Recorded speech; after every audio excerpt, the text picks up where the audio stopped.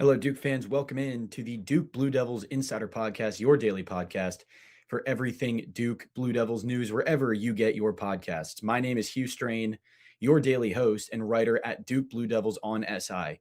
Duke basketball dominates number 20 Louisville at home. Blue Devils win by a score of 83-52 to complete the season sweep over the Cardinals. The first matchup between the two schools came at the KFC Yum Center on January 6th, where Duke walked away with an 84-73 victory. Duke put together what I think might be their best defensive game of the season so far, given its opponent. Louisville is one of the most prolific offenses, not only in the ACC, but in the entire country. Granted, it's inconsistent and relies very heavily on the three-point shot.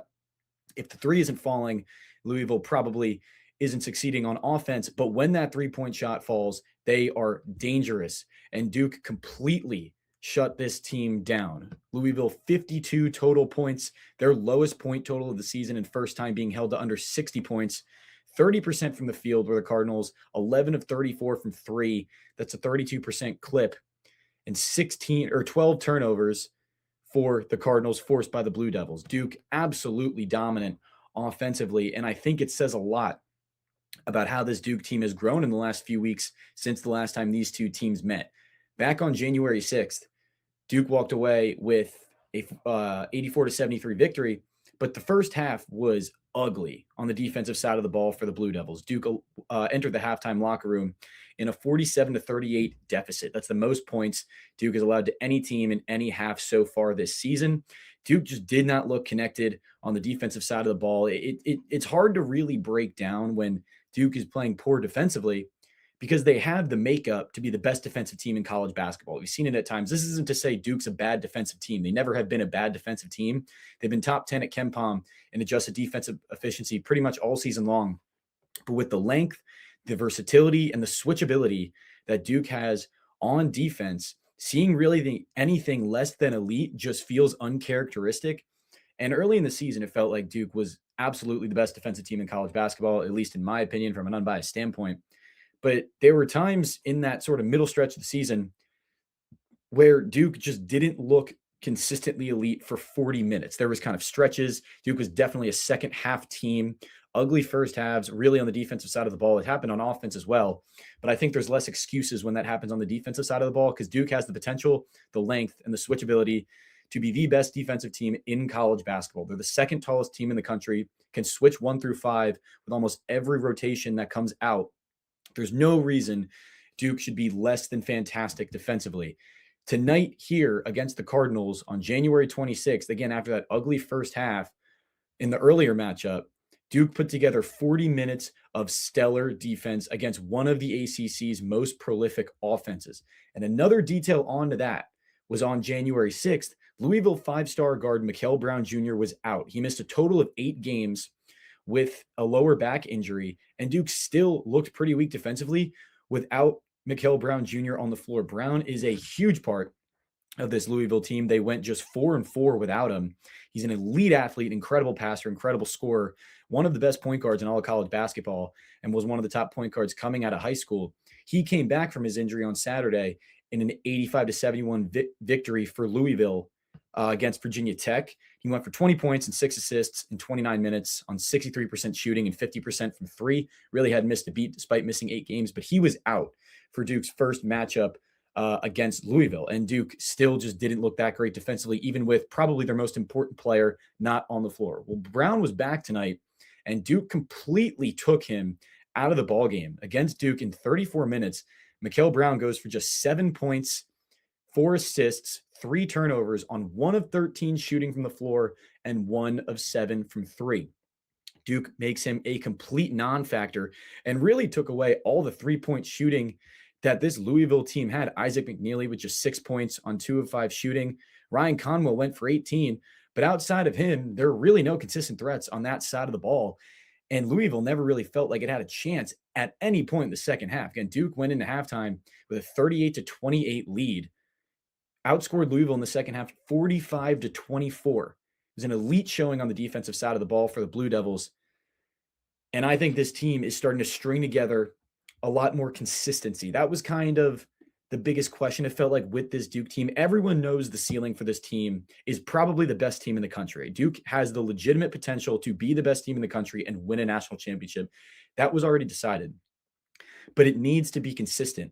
And there needs to be 40 minutes of consistent basketball on both sides of the ball. And Duke hadn't really shown that right until, honestly, right now, at least on a per game basis. Again, I thought this was one of the best 40-minute stretches of defense for Duke all season. It comes at home in a dominant victory over a ranked opponent. Duke is now 7-1 over ranked opponents on the season, really putting together arguably the best resume in the entire country. Now, where Duke is starting to excel and why I think Duke is turning into the best it can possibly be on offense is it's figuring out its identity. John Shire had previously said that this team works best when it works inside out, when it gets the basketball into the paint early and works out of that. That could be kick out threes. That could be fighting to the basket. And Duke, again, dominates its opponents in terms of free throw attempts all season. Again, using its length on both sides of the ball to its advantage. And over its last few games, Duke has found that identity, and it's been really the best offensive stretch for Duke all season. This is their third straight victory by 20 or more points. And it's because they're getting the ball in the paint and dominating opponents in rebounding. So Duke wins the paint battle against Louisville 42-10 tonight. So over Duke's last 4 games, it has outscored its opponents in the paint 176-62. That is a plus 114 advantage. In rebounding, it has outscored or out-rebounded its opponents 169-107. That's a plus 62 margin. Again, that's in total rebounds. And in offensive rebounds over the last 4 games, Duke has out-rebounded its opponents 58-34 on the offensive glass. That is a plus 24 advantage. Duke is finding out its identity on the offensive side of the ball, and it's leading the production quick. Duke has been absolutely dominant inside the paint across its last few games. It's allowed at least 20 points to one opponent in the paint over its last 4 games. Again, 176-62 margin for the Blue Devils inside the paint alone. Duke's making it extremely intentional. And early on in the season, in some games, Duke would get 3-point happy, and that was okay. But Duke isn't the makeup to win by making threes. It has the potential to be a good 3-point shooting team, but make those shots when they're available. Duke is too big, too athletic, and has length at every position on the floor in practically every game it's ever going to play. That's how you get inside and you find high percentage looks. It's just going to be too overwhelming for practically any opponent to have to deal with. Duke moved the ball, I thought, extremely well tonight. 14 assists on 31 made field goals for Duke tonight. And again, just a very complete performance. It's the best way, I think, to put it, by the Blue Devils on both sides of the ball. I think arguably their most complete game all season.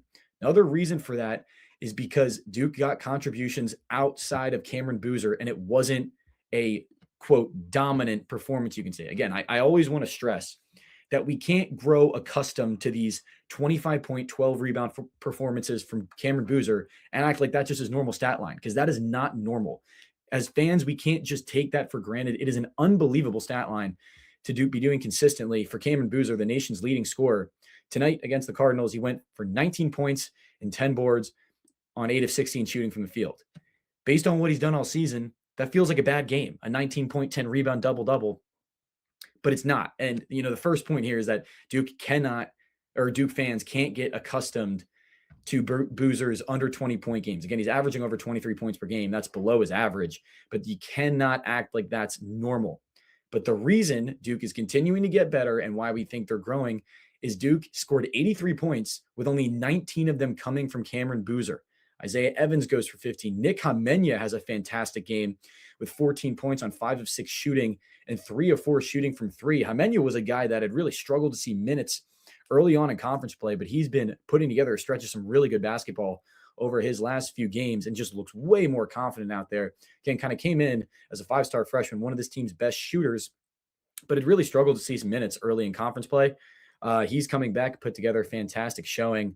Isaiah Evans with 15 points of his own. And then Patrick Gungba, I think, puts together arguably his best all-around game in a Blue Devil uniform. He goes for 15 points, 5 rebounds, 2 assists, 2 steals, and a block on 5 of 8 shooting from the field. He was absolutely elite defensively, down low, anchoring the paint inside for Duke. He switched out on the perimeter, stayed with the Louisville guards at times when he needed to, but was absolutely fantastic down in the paint. It won't show up in the box score, but the way he used his body, the way he altered shots, the way he made life difficult for the Louisville bigs was extremely impressive. And it's a jump he's making on the defensive side of the ball that is a much bigger jump than I thought Gungbo would be making this season. He's starting to put himself in consideration to be a first-round pick in the 2026 NBA draft. He's looking like a legitimately serviceable center at the next level. Again, the center depth in this draft class is very weak. But right now, many see Gungba as the second best center in this draft class, with the only center being ahead of him is Kentucky's Jaden Quaitons, who hasn't really played. He's been one of the best true centers really in the entire country. Again, it's not like he's lighting it up with numbers, but he impacts the game in so many different ways, so consistently, and especially on that defensive side of the ball. At 6'11", as Duke's really only true five-man on the roster that plays significant minutes, he's been absolutely fantastic. And as long as he stays healthy, will be an integral part to this team for the rest of the season. Duke goes for 25 points off the bench as well. Just a complete team effort for this team. 51% shooting from the field, 13 of 18 from the free throw line. Starting to see those free throw line numbers go up, which is always a promising sign. But Duke dominates Louisville at home, 83-52, earn a 7th ranked victory and a 9th quadrant 1 victory on the campaign. Duke's putting together what is arguably now the best body of work in all of college basketball. We'll see later on where Duke moves in the net after this, but a dominant showing. And I think this is an extremely encouraging sign for Duke fans. I think this was the most complete 40 minutes of basketball on both sides of the ball that Duke has put together this season. And I think it's a very promising sign as Duke gets going. Looking ahead for the Blue Devils, next game will be this Saturday, January 21st, on the road against Virginia Tech. Duke moved to 19-1 overall and 8-0 in conference play. Number 4 in the AP poll this morning, but I think they will be moving up because their resume is just too good, but we'll see what the committee does. Thank you all so much for listening. My name is Hugh Strain, your daily host on the Duke Blue Devils Insider Podcast. Make sure to visit si.com/college/Duke to get everything you need on Duke Blue Devils news. Again, my name is Hugh Strain. We can't thank you enough for tuning in, and I'll see you tomorrow.